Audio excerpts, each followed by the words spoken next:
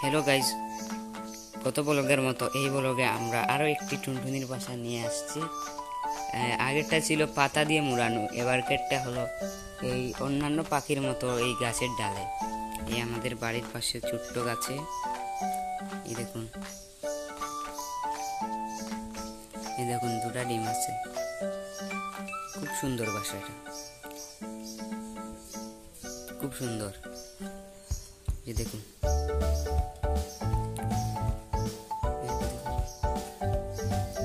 দেখতে পাচ্ছেন, খুব সুন্দর তাদের বাসা। ছোট পাখি কিন্তু খুব সুন্দর করে এটা বাসা বানায়। এই যে সাদা সাদা আঁশ দেখছেন, এইটা দিয়ে ওরা জোড়া দেয়, পাতার মধ্যে জোড়া দিয়ে এরকম বানায়।